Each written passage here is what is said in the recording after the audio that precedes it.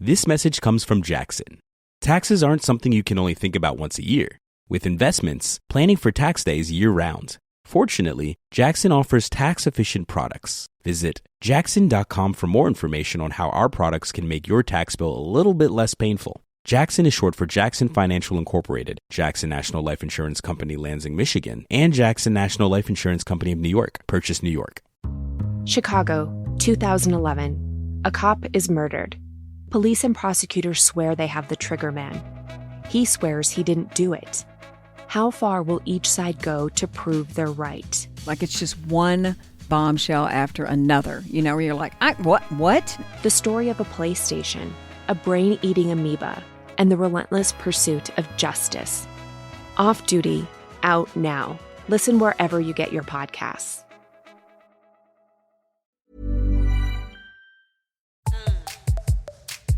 Hello and welcome back to the Psych Legal Pop Podcast. This is a podcast where we talk about popular culture through the lens of an attorney and a therapist. I'm the therapist, Tess Brigham. And I'm Brooke Brigham. I'm the attorney. And we're back today with the new Hulu doc, The Perfect Wife, The Mysterious Disappearance of Sherri Papini. And we're going to give you a synopsis of this case, but I'm sure everyone out there has some recollection of this case because this was a big deal.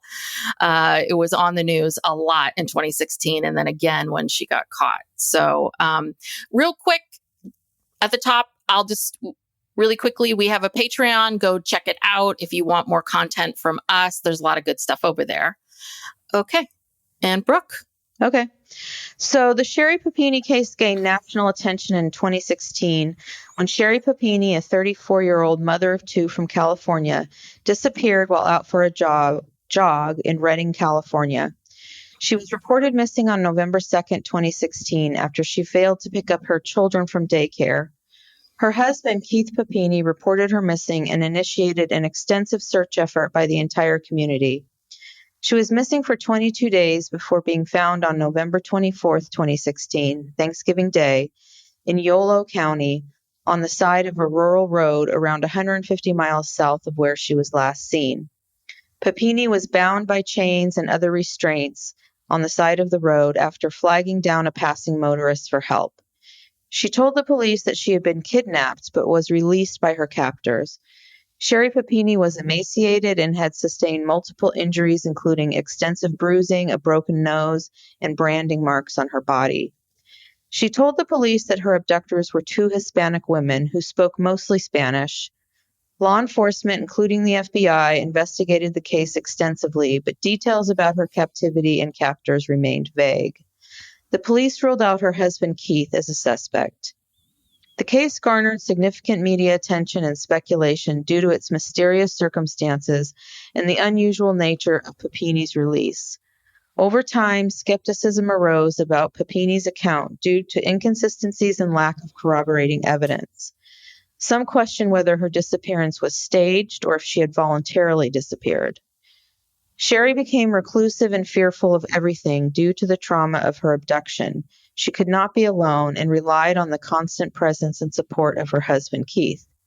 A break in the case came in 2020 when a DNA hit led police to James Reyes, a former boyfriend of Sherri's who lived in Costa Mesa, California, where Sherri previously lived with him when they were a couple. James was cooperative and the police found him to be credible. They determined that Sherri had spent those 22 days with James, but he did not abduct her. She asked him to pick her up from Redding, and he was under the impression that he was helping her escape an abusive marriage. The FBI arrested Sherri and charged her with 35 felony counts. She was facing up to 25 years in prison. Shortly thereafter, Sherri took a plea deal admitting to one count of mail fraud and one count of making false statements to a federal agent. She was sentenced to 18 months in prison and 3 years supervised release and ordered to pay over $300,000 in restitution. Sherri was released from prison in August 2023 and went to a halfway house. She left in October of that year, 8 months early, and is on supervised release until 2026. All right. Whew. I had forgotten that this was up in our hood, up in our, up in the Trinity, the Emerald Triangle. I had no idea because I think in my mind, I thought it was, I don't know why. I think Yolo County or something got stuck in my head. Or I thought it was Fresno. I thought it was in the middle of the state. I didn't know it was north of us in Redding, and then they show us they called the Emerald Triangle, and it put up this thing that said Mendocino Shasta, but they called it Trinity. No. And then Humboldt. The Emerald Triangle is Humboldt County, Trinity County, Mendocino County. And what is Trinity? Shasta, is that lake? No, Trinity is a county. Oh, it is? Okay. Yeah. All right. And then Shasta County, where Redding is, borders on Trinity County, Mendocino County. It might even border on Humboldt County. And then Yolo County is south of Shasta. So this is like very rural Northern California. And yeah, they weren't surprised by this abduction because, as they pointed out, it's sort of the abduction capital of California, being so close to the Emerald Triangle, where there's a lot of marijuana growing and criminal activity. And, as we've said before, a lot of weird stuff happens there. Yeah. Up in the, where no one's really watching. Yeah. Where it's easy to disappear. Yes. I didn't even know there was a Trinity County. I didn't even know that existed. Yeah. There's a lot of counties up there. Yes. And it's very rural. And it's, as you can just see, Redding is kind of it's not a huge, it's a small town, but it's a big town for up there. I think it's the county seat. It's kind of like Ukiah. Yeah, in that, where it's this town where it's like the hotbed of everything, but there's not much there. So it's that rural, like people are living out, for miles and miles on their own out in the middle of nowhere. So, all right. Well, we want to talk about some themes here, and let's start with why would someone do this? Like, why would Sherri go through this? And, it was interesting when I was watching this, that it was alluded to a lot of times about her childhood. And I really do wish we had heard a little bit more about that. I mean, I'm not saying that her poor childhood makes up for what she's done today, but I would have liked to hear a bit more from the sister or what that looked like. But it sounds like both Sherri and her sister had a lot of trauma growing up, that their parents struggled with drugs and alcohol, and that there was a lot of instability, and she just didn't feel poverty. She just didn't feel loved. She didn't feel like she had the attention. And so you can see that very early on, that is, that's sort of the seeds that were planted, was that she did not get, like her sister said, she always wanted more attention than what she got. And that and that's the thing, like she and the sister are raised in the same situation, but Sherri, one person's personality and how they were, their personality at birth really does change things. It's sort of like how the sister interpreted the events of her life and how she took things in and how Sherri took things in. And Sherri learned, this would be my guess, very early on in her life, that men like me. So I need, that's one way to get attention. I'm beautiful. And I think she learned that when I lie and exaggerate and make myself the victim, that's another way I can get attention. And I think and it worked for a long, long time. Like she, that's what sort of fed her until she got to this point with Keith, where it sounds like their marriage was in a really tough spot when she disappeared. Well, yeah, it sounded like they didn't have the greatest marriage from the get-go. Yeah, well, anybody who does a post-nup, that was very cringy, because he was very jealous and controlling. She had. You think he was? Yeah, and people even said that. But that's what she told people. Yeah, but look at it. I think his actions align with that. The whole financial control thing, because she had some indiscretions. She would she was flirting with other men. I'm not sure if she had a like physical relationship, but he would find these texts from her with other men. And that's when before they had children, he insisted that they do this post-nup where basically she got nothing. Like it completely separated their assets. And, it's basically said if she leaves, she gets nothing. She didn't even have a car in her name. And so anyway, I mean, and then, the accounts of the friends and the neighbors and talking about the yelling and the fighting. And I feel like she was just had this insatiable thirst, I think, for attention. And she sought it wherever she could possibly find it. And then he would find out about it, and he would, he'd punish her for it. Yeah, I don't know. I guess I'm giving Keith a little bit more grace here, but yes, I mean, I think, finding that she's texting another guy, you probably should go to therapy. You shouldn't be like focusing on a postnuptial, right? I mean, a lot of these things, it sounds like he would maybe, instead of reacting the way that maybe would have been better for her, he reacts with, well, I don't want that. Or, the whole issue with the big thing that had happened was she was working at AT&T up until like a year plus before she disappeared. And apparently she got a big severance. And that with that severance, she got a boob job. And she, was able to stay at home, and have the kids at daycare. And that's what she wanted. She wanted to be a stay-at-home mom, but with the kids at daycare. And he said, no, I'm not paying for that.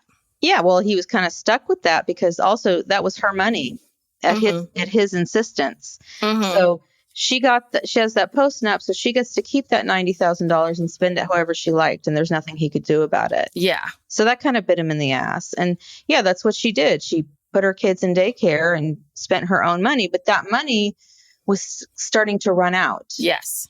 And I think that a huge component of this case is the financial component. She benefited financially from this whole thing. Yeah. Oh, yeah. $300,000. Well, actually, no, not $300,000 because that's the cost of everything. Well, she got $30,000 from this, like a victim compensation fund. So if you're a victim of a crime, you can, and you want to go to therapy, there are certain therapists, they have to be, they have to take that type of they have to be certified part of that group, but you can go and submit your invoices and get reimbursed for victims of crime. Yeah. So. But then she also got $128,000 in disability because she couldn't work because of her trauma. And there was a GoFundMe that raised like $50,000. And, she could have ridden this out for a long time if she hadn't gotten caught. And this was, she got her way. She got to stay home. And then now she had the ability to, out of guilt, obligation, whatever. James is now trapped at home with her. Keith. Not James, sorry, Keith. She can't be alone. She can never be alone. So she's got her wish. Yeah. Yeah. No, I mean, at the end of the documentary, I wrote this down. I wrote, Sherri has a giant gaping hole inside of her. And she has been trying to fill this hole with men, with sex, with maybe being a mom, with work, with this, with that forever.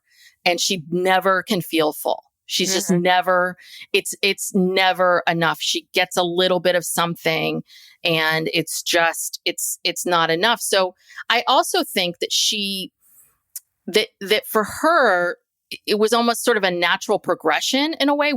Especially once you hear about what she was doing to her kids, it feels a little bit like, because she'd been lying and exaggerating and telling people stories for decades. Yeah, about anything and everything. And every time she's this victim, and then she gets to this, so she gets to this point where she does this, it's not a huge leap to go into something like this to this nth degree, but essentially she just lacked, growing up because her parents didn't teach her any coping skills. And once she became adult, she was so, she was so far into or never stopped and thought maybe I should find some other coping skills or maybe I should do this differently. I think she just kind of kept going and going and going and replaced them with other things, with lying and cheating and other things. She ran away from home at 16. Mm-hmm. She was never taught anything. I mean, her whole life had just been stress and tragic. I mean, she didn't really have much of a chance. And then, and then the whole Munchausen's by proxy thing. Yes. Her children is another attention seeking mechanism. Mm-hmm. So that all fits together when you look at all the stuff that she was up to. Yeah. But people keep talking about mental health, like, oh, she has mental health issues. And it's like, but depression, if you have depression, if you have anxiety, the symptoms of that aren't going to make you plot out a kidnapping. Mm-hmm. That when you're depressed, impulsive. You can't even get out of bed. And anxious, if you're anxious, you are spinning so fast that you're not thinking about this. This was plotted and planned and executed, and there was a lot of forethought, right? So it took somebody, a lot of planning. So if she was if it was just anxiety, her anxiety would have stopped her a long time ago. So, it's definitely, she has what they call a personality disorder, but and I think it's borderline personality disorder. I was trying to figure out if it was that or histrionic, but I think it's borderline. She planned that out for like a year. She got burner phones, to communicate with James. And, she planned out all the stuff with the injuries and, it was very, it was not impulsive at all. No. And having a personality disorder means that there's a pattern of this inner experience or behavior that's like inflexible, and that the behavior that you have deviates from sort of what's expected. So this pattern of behavior, this had been building up. And while it's in, personality disorders are in the DSM, they're different than a particular, depression or bipolar or any of these other things. It's a pervasive part of your personality. If you have depression, it's your depression, you're separate from your depression.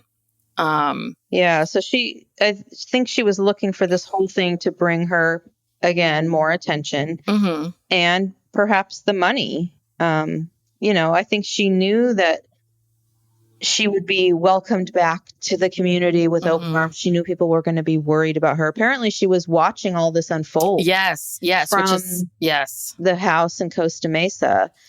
And one of the weirder parts about it was when she comes back and the police are questioning her about, well, where were you being held captive? And can you describe it? And she's describing all of these features about where she was, including details about how she was chained up to some pole that ran through a closet. And it was very detailed. And then when they went and they found James in Costa Mesa, she had described his apartment, including that closet, to a T. Mm-hmm. Like, why would you do that? Because that's what you have to do. Some random. No.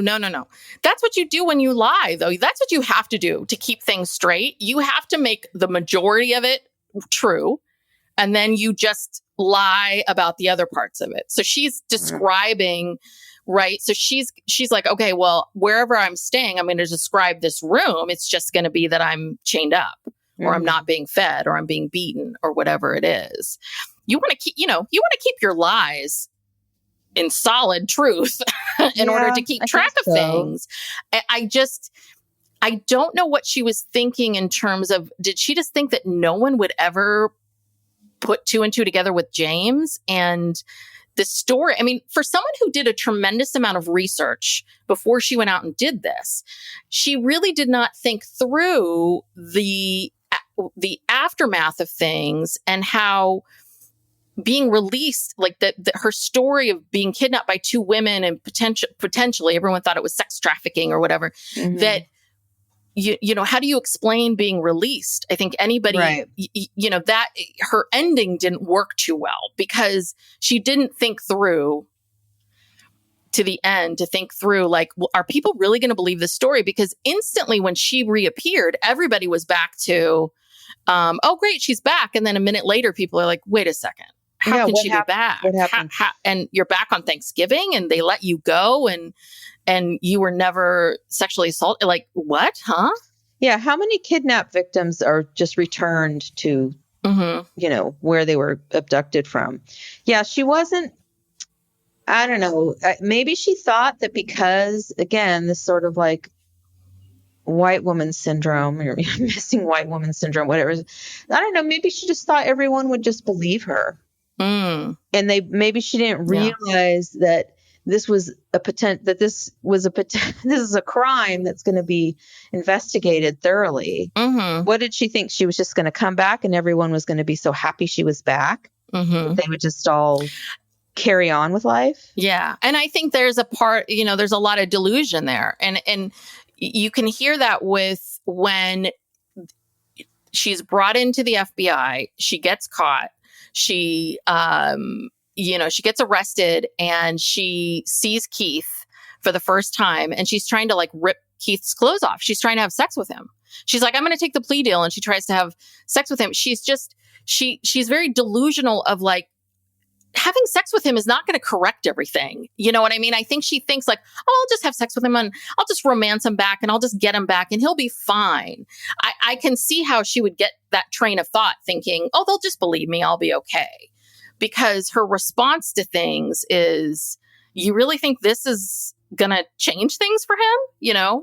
You willing to have sex with him? I think in your aunt's other room. I mean, I don't know when your kids are out there. I mean, well, she got kicked out of the house. Like, so she was staying with his aunt. Staying with Aunt Pam. Aunt Pam, yeah. So, Aunt Pam's, you're going to, you think that this is the solution, for this entire situation. Okay. That's just definitely. Yeah. It's definitely delusional. And I hate to say it, I don't think she's changed because what I've heard is what I did a little research. She has a new boyfriend, which would be not the healthiest thing for her to do. So now she just found another man who started dating her before she went into prison. Oh, okay. Well, There you go. Yeah. And dated her while she was in prison. And then after she was released from the halfway house, he bought a house for her to stay in. Apparently he has a successful auto dealership. He's got some money. And so he bought a brand new house and she's living there. And she claimed to the court that she pays $500 a month in rent because she's still going to family court, like trying to custody of her, or at least visitation or something with her kids. Yeah. Well, so there you go. So she just went into another relationship and she, made all these comments about like, hey, I'm going to come out and I'm going to pay my money back and I'm going to do all these things. And it seems like she said, apparently she's writing a book.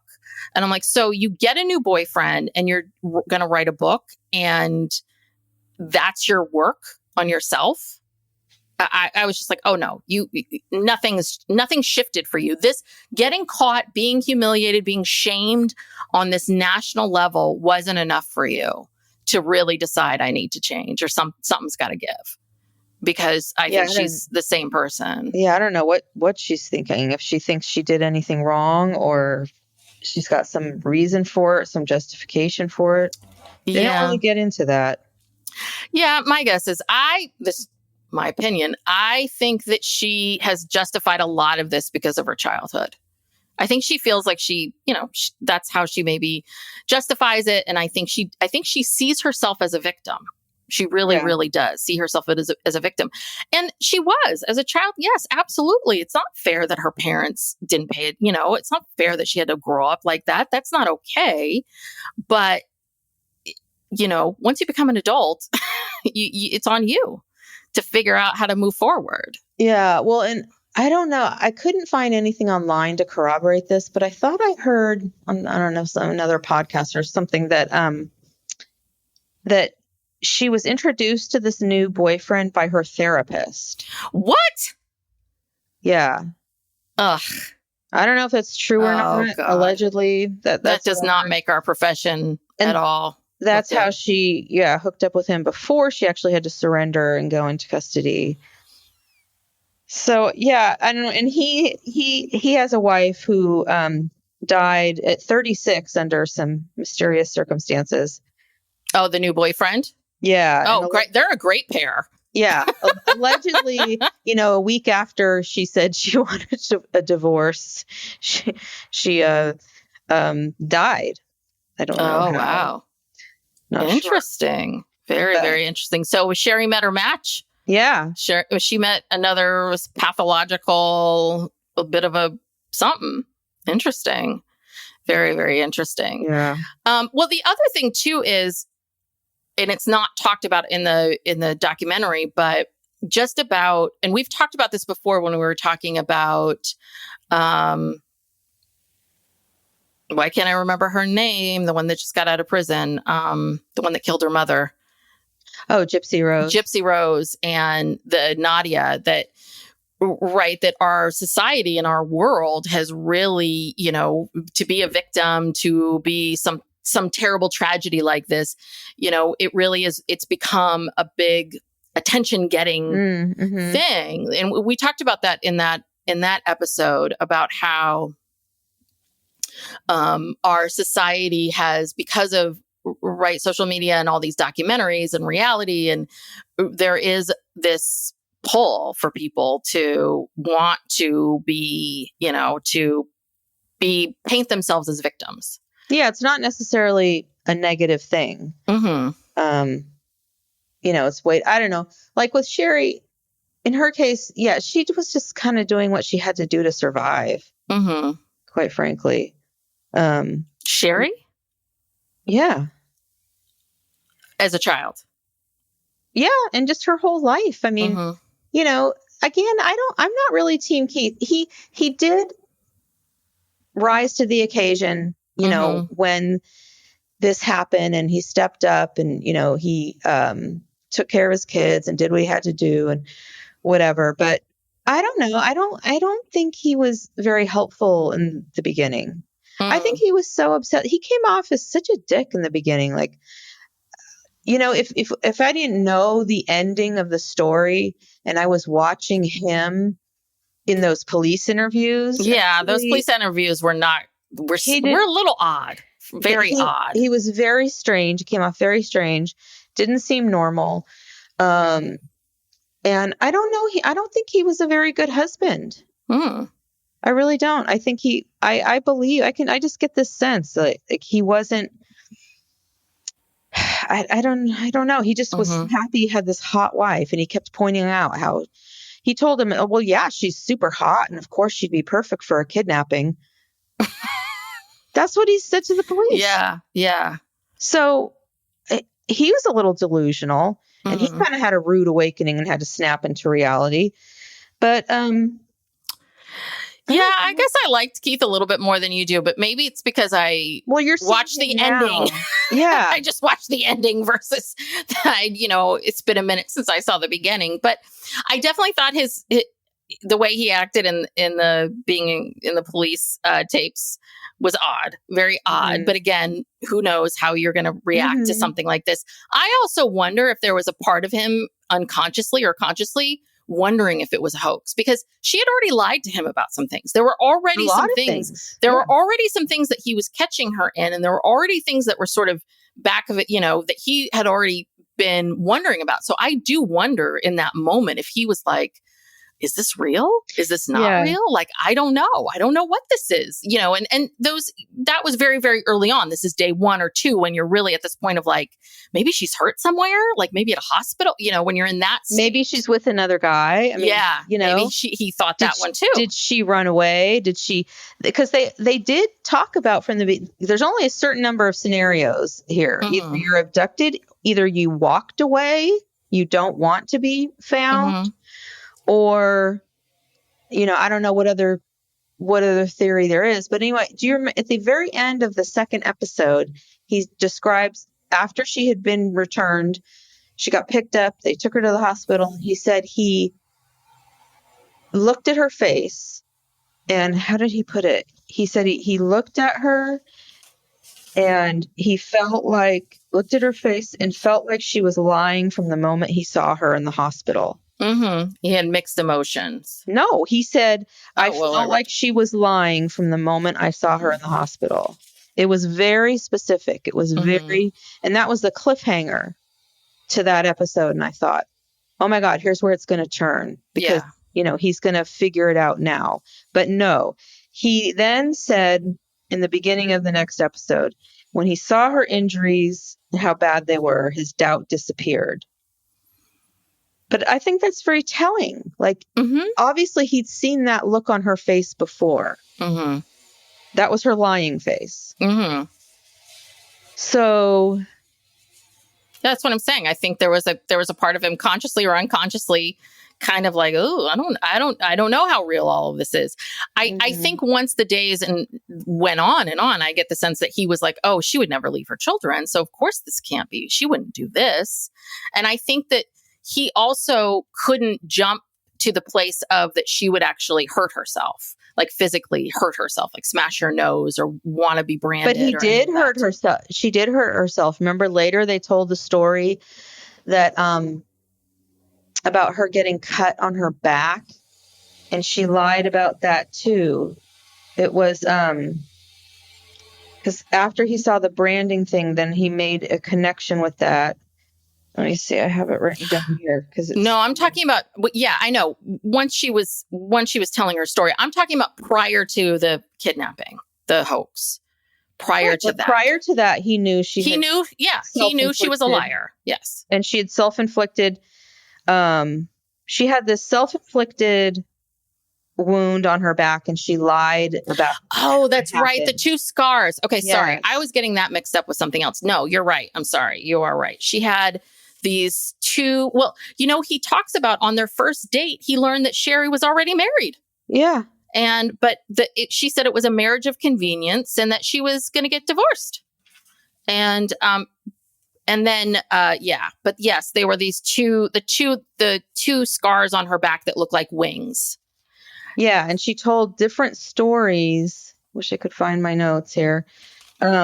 She told different stories to him and to her friend about, first she tried to say her dad did it.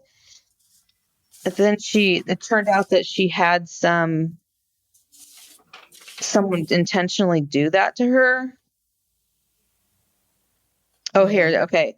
So Keith told the therapist that sometimes he didn't believe her, said that he could see her self-inflicting her injuries because she had done it before. Things on her back. Yes. So he had doubts about.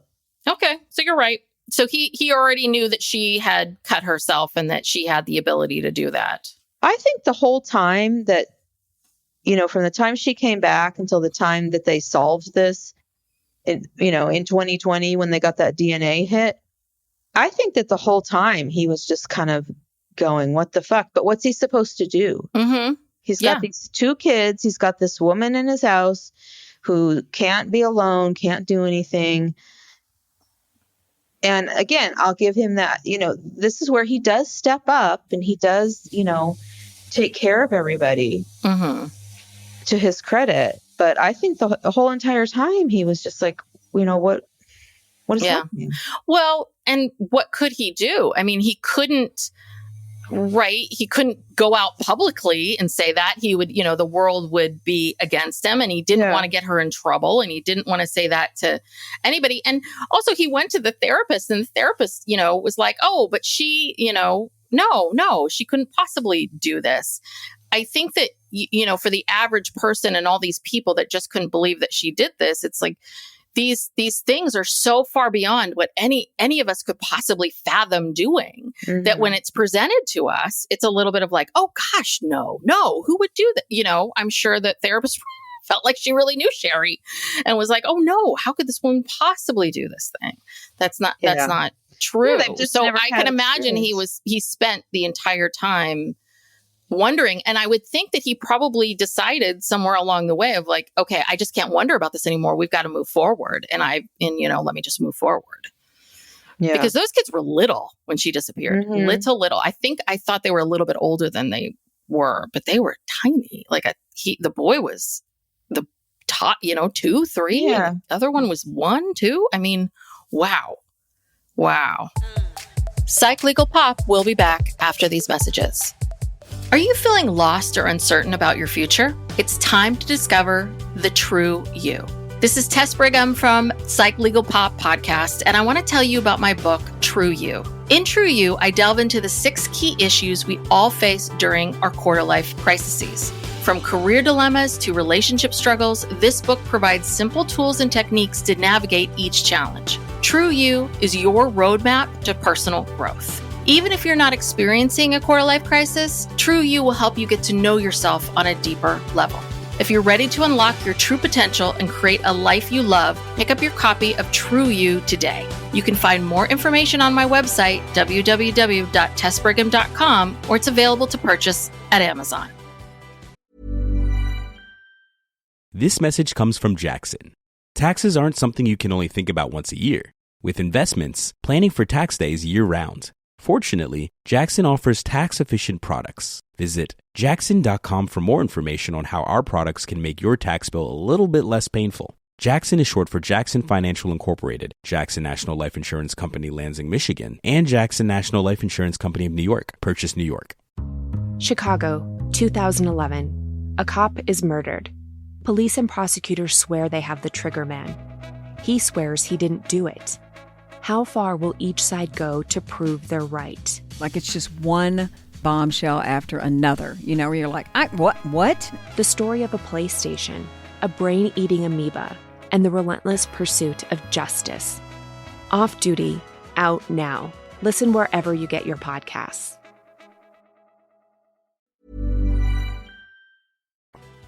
Yeah. So,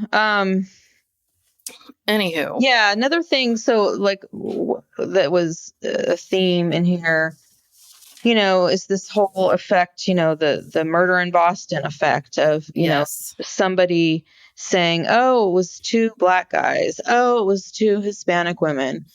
The FBI was getting calls, hundreds, thousands of calls about, well, I saw these 2 suspicious looking Hispanic women. Mm-hmm. And because they brought in a sketch artist and Sherri described what they looked like. And they had these 2 sketches. There was an older woman and a younger woman, and they were both wearing masks.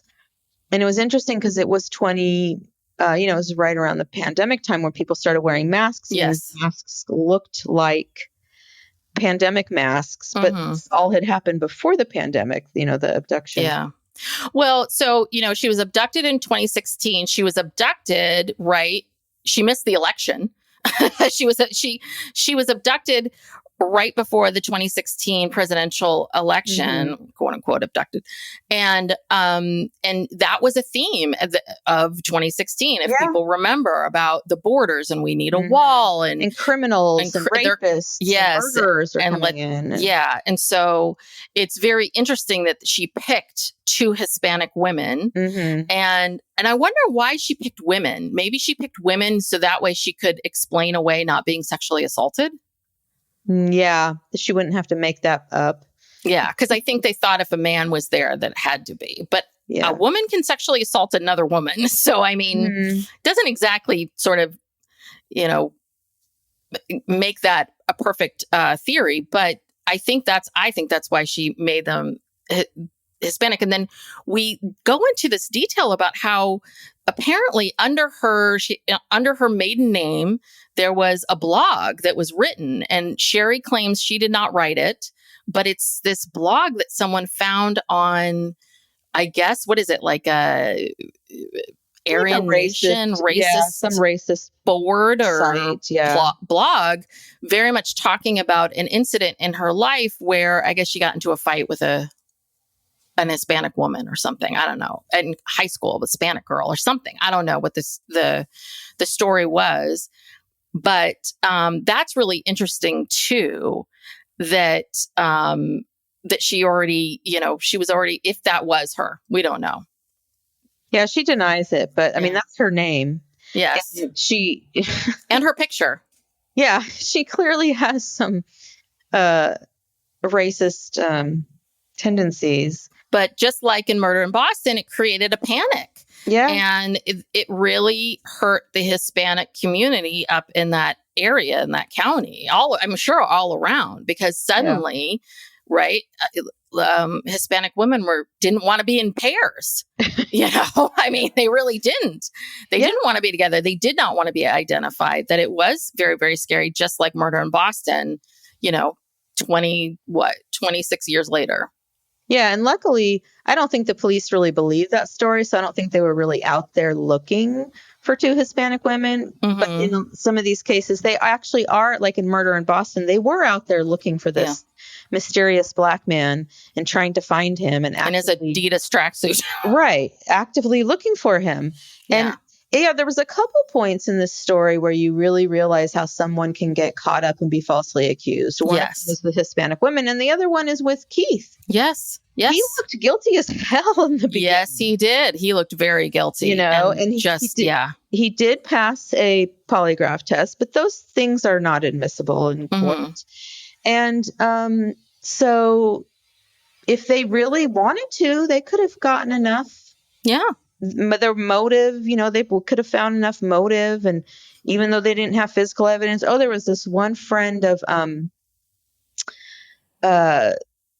Sherri's who told her that Keith threatened to kill her if he ever, what did he say? Does this have to do with another guy? Oh, if she ever tries to leave him, he'll kill her and chop her up and bury her in the backyard. So, what if they take that statement from that friend? And I don't know why she's telling. I felt like she was constantly trying to drop these little breadcrumbs everywhere of telling people bad stuff about Keith. Some may be true, some not. But I felt like she was always sort of plotting and thinking I'm going to leave these breadcrumbs here and I might need to use this someday. Yeah, exactly. Because I do wonder if when she was leaving those breadcrumbs, if she was if she was plotting this or if she was plotting something. And I also wonder if she was watching everything from Costa Mesa. I was wondering if she maybe was waiting to see if they would arrest Keith. And maybe Keith has to go to jail for a little while. And maybe she felt like maybe she wanted to punish him in that way, right? I'll come back and I'll show the world that I'm alive and he's not going to spend the rest of his life in prison, but maybe he can spend a few nights in jail or be scared. Make him suffer a little bit. Yeah, maybe I'm going to make him suffer a little bit and now he'll really feel terrible. And I did wonder about that too. I wondered if she was hoping they would nail him. Yeah. And then there was this other guy who they interviewed. They got his number. I think the FBI got his number from the phone.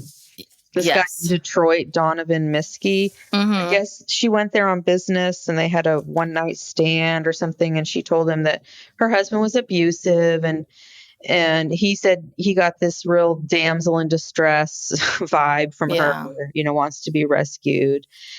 And she texted with him off and on, actually up until one day before she disappeared. And he was saying, I'm in San Francisco and she's in Redding and they're talking about trying to hook up. And it's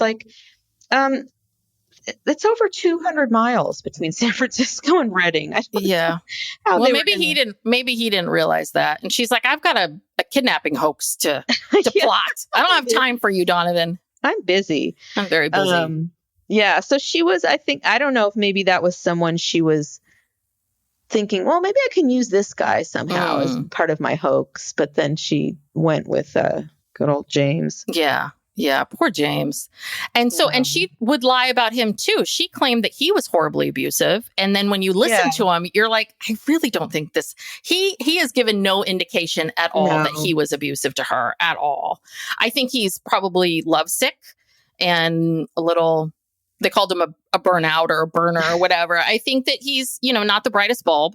And I think he really, really loved her, but I don't think he was abusive.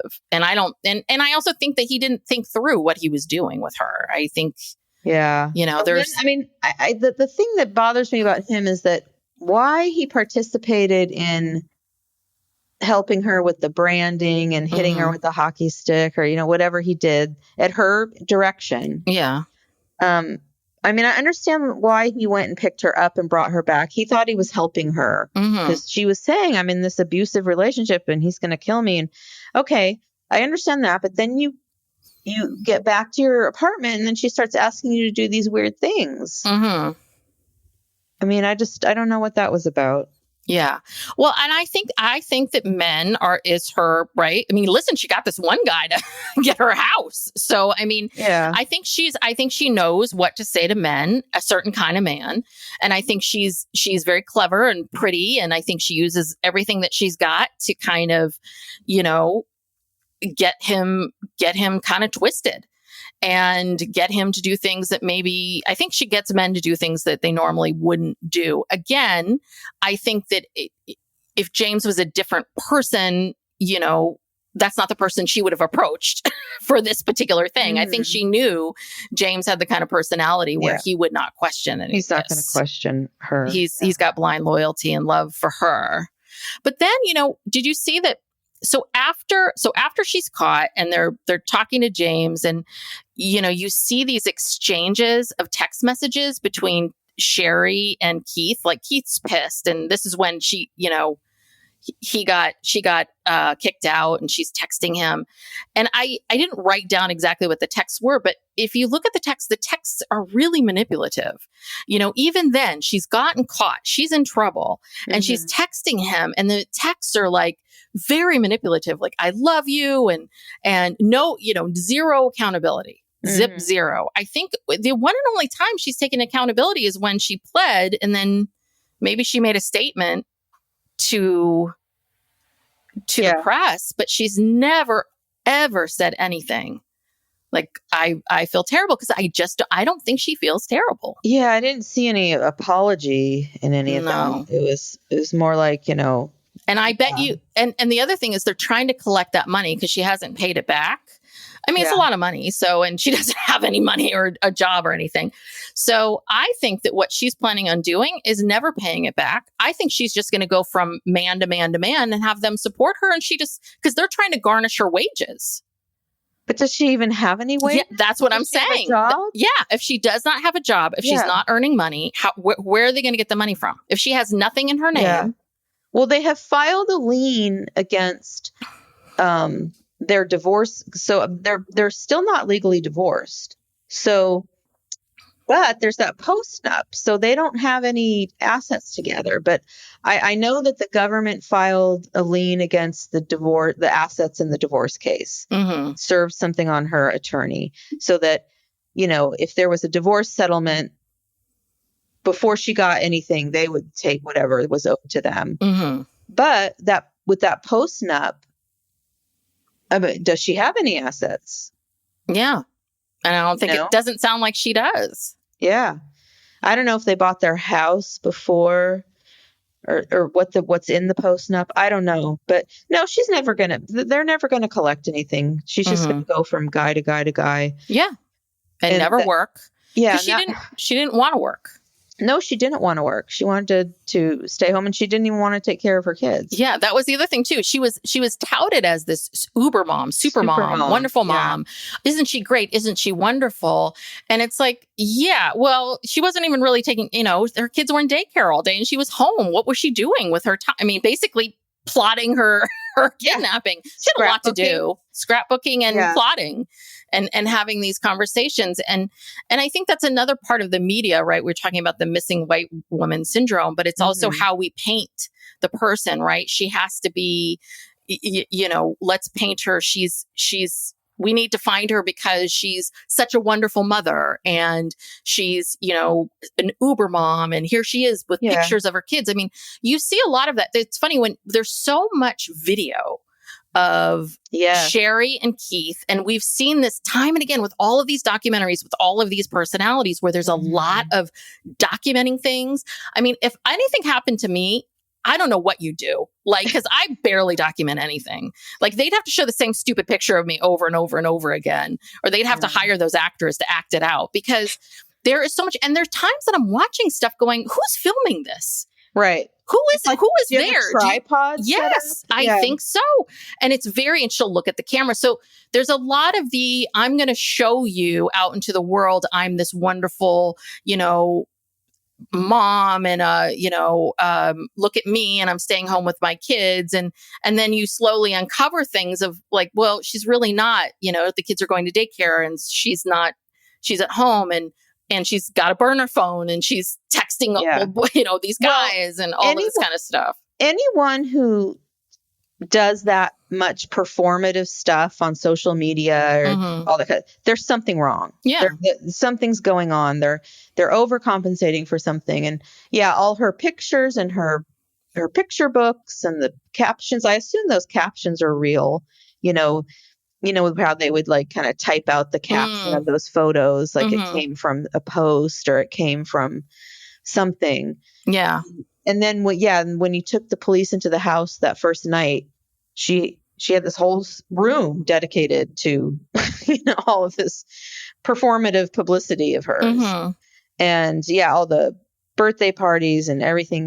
No, it was that's a huge red flag. Like something is wrong.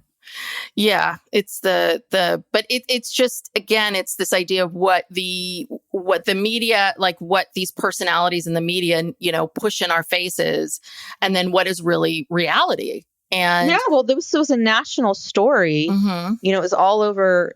Chris Hansen is like knocking on their door. Oh my God, Chris Hansen, what are you doing? I'm sorry, but I'm with the Papinis on this one. That was like rude. That was terrible. She's gone, and Chris Hansen's going to walk up to the front door. And you know what? You saw where they lived.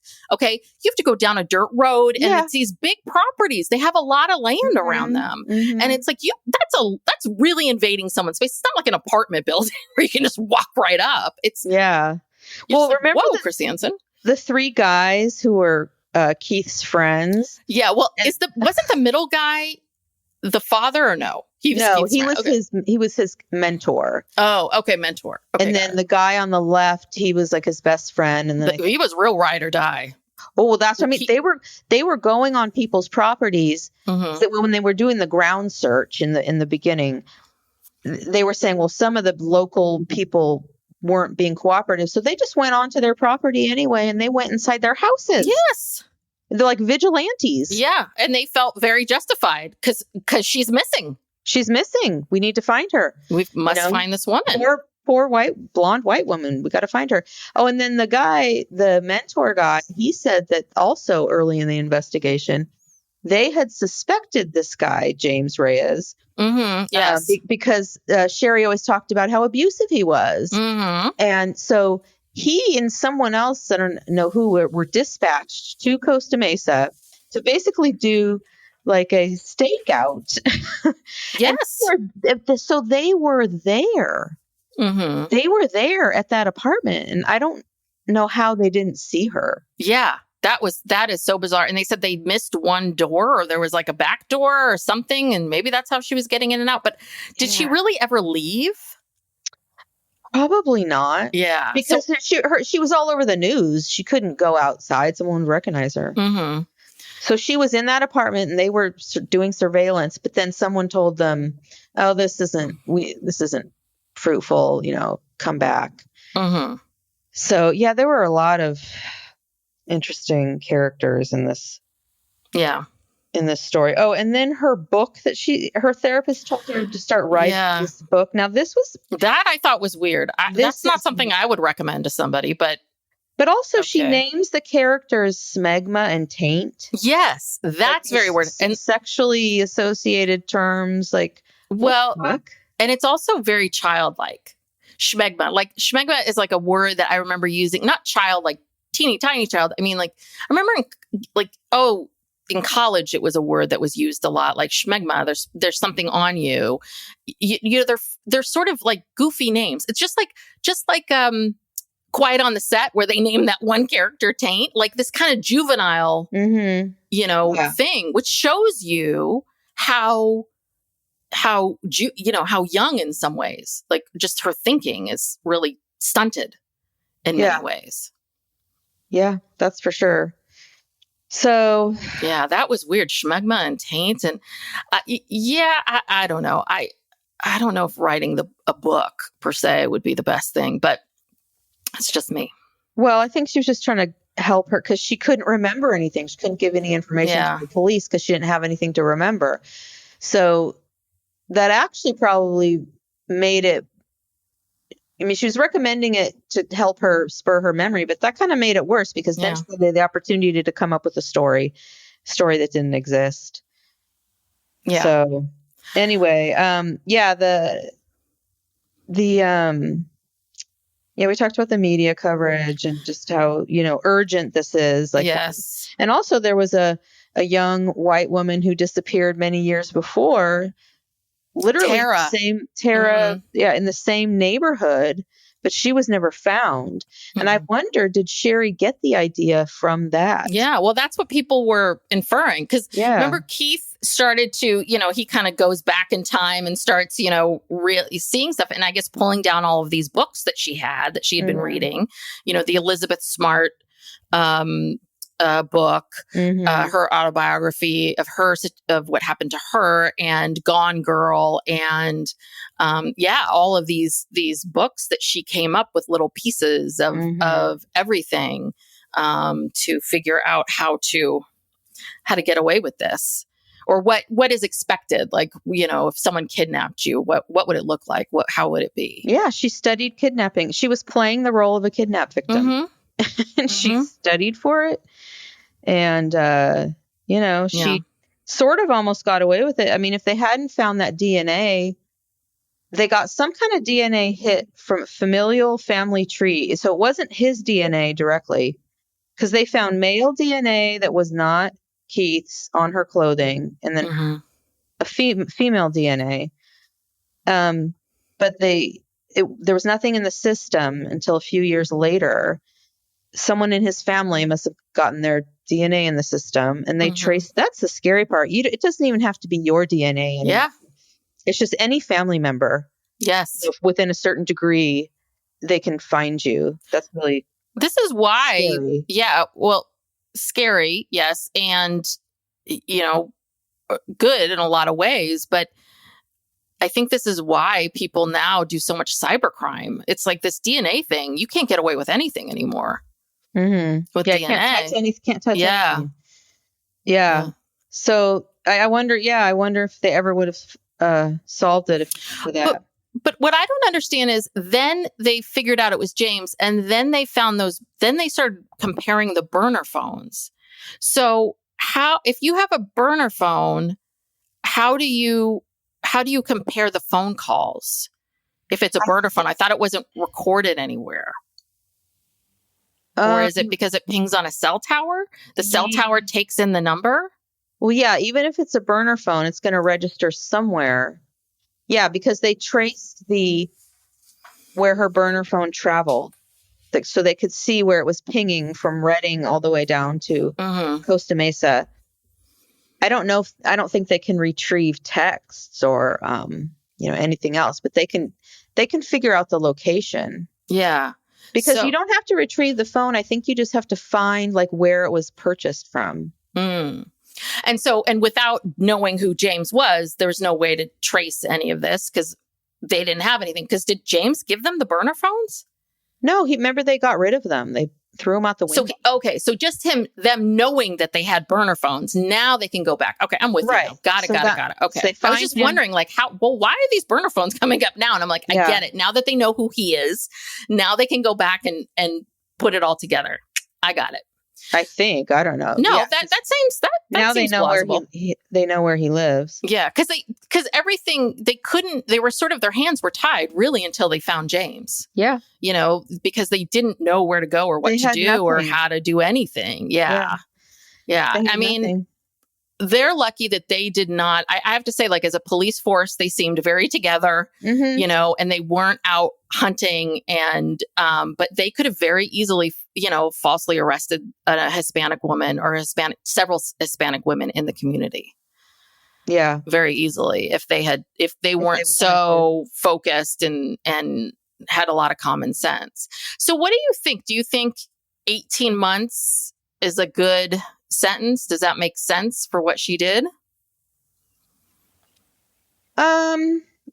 Yeah, I mean, the thing is with sentencing, you have to take into account, um, someone's, background, if they have any record of ever doing anything again. There's guidelines they have to follow. Mm-hmm. So, she has no record. Once she was confronted with all of this, she did quickly, plead guilty. She didn't drag it out any longer. She knew the jig was up.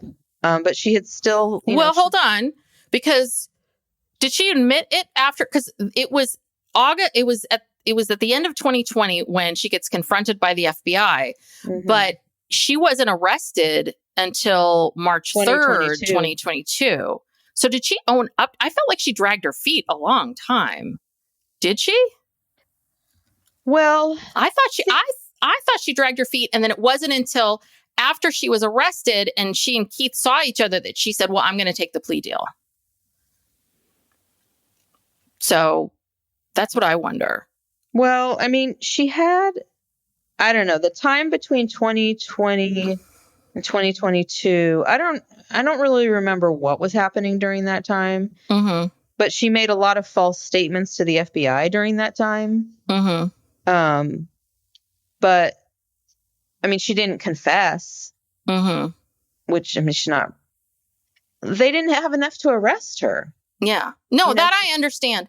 So, but 18 months, I guess, if you don't have a background, if you don't have history of violence or convictions, I guess 18 months does. Yeah, and you don't make them go through a trial. They don't have to go through a trial. Lying to a federal agent is a maximum sentence of 5 years.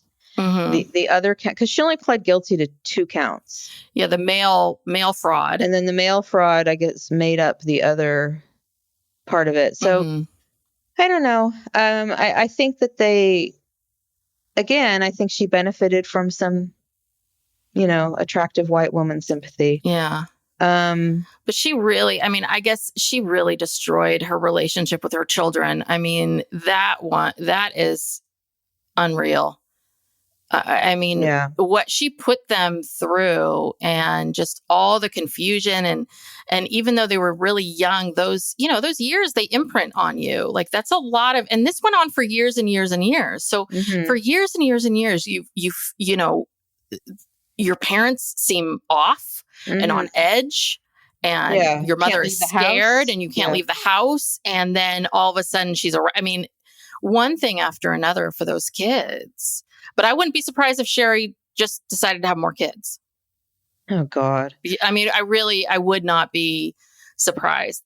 Because it's interesting because you can kind of see very much, a bit of what happens for her, where it's like she goes from man to man and then she gets married to Keith and she has this career at AT&T. And apparently, it wasn't working for her anymore. And so then I want to be a stay-at-home mom. Maybe this will make me happy. And I think she kept just doing things. And I think literally she got to a lull. She had 2 kids and she was like, oh, I could have another kid or I could do something else. Well, I think maybe she got the sense that maybe he might leave her.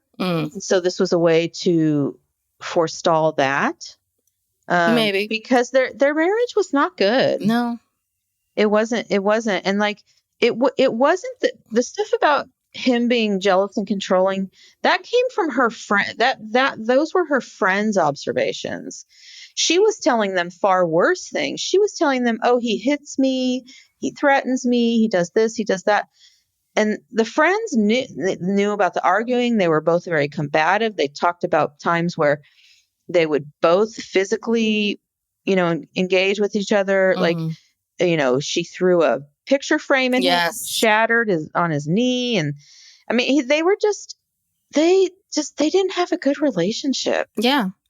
Well, yeah, I think she felt like I'm not being loved and adored. I'm not being appreciated. And this is a way for me to get the, adoration and appreciation and to be loved and to, because how could he possibly leave the woman that got kidnapped? Right. Do you know what I mean? He couldn't possibly do that. So yeah. I mean, it sounds like, I think she, it sounds like it checked a lot of boxes for her and it was going to give her a lot, but it's a shame in some ways, I mean, these are interesting stories and they're important stories, but these stories are so, so rare. And I would, we saw that with that, I think this happened after the American Nightmare. Remember American Nightmare? And that was 2015, I believe. I'd have to go up. It was more recent. Oh, okay. Maybe it was 20. I don't know. So, right. And then you see stuff like American Nightmare and you're like, oh, but we can't believe everything's a hoax. We can't, because it's important to remember that people do really strange, odd things. So. Yeah. I mean, this is the exception, not the rule. But so did you like it? Did you like it? I did. I thought it was a very well done documentary and it kept my attention. And because normally, I don't like a too long documentary. Yes. I feel like this one was too long. It's like 3 hours. Mm-hmm. It was, American Nightmare. It was it was in 2015. Okay. Yeah. I liked it too. Yeah. And obviously it wouldn't have been as good if they didn't have Keith. Yes. That's what made it so good, is because here we're seeing Keith like today in real time talking about all of this and what he was thinking and feeling and what was happening. And that's what made it so interesting. If it was just one of those one-sided stuff where we're just getting information that's just part of the public record, it wouldn't have been as good. Yeah. Yeah. I wonder if he asked to go and see that apartment in Costa Mesa, or if they said, hey, this is part of our, part of the documentary. Will you come down here to Costa Mesa and walk through the apartment? I wondered about that, like if that was what he wanted to do or not.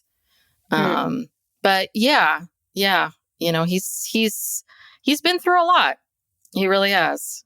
And those children, And I think he wanted to get his story out there before, because now she's been released and now she's trying to get more, visitation and custody of her kids. And he wanted to get on top of that and get his story out before she started making those moves, Yeah. She's tricky. Yes, she is. And I wouldn't put it past her to do something else. So, yeah. Yep. Yeah. All right. Well, so that was the Sherri Papini story. Thank you so much for tuning in. As I mentioned earlier, if you like us and enjoy us, and you want more content from us, please go check out our Patreon, patreon.com/psychlegalpop. And other ways to support the show is by giving us a 5-star rating and review, or subscribing to the show. Those are other ways to support us, because those numbers do help as well. And I think that's it. Yeah. All right. Thanks so much, everybody. We'll see you next time. Thanks. Bye-bye. Bye.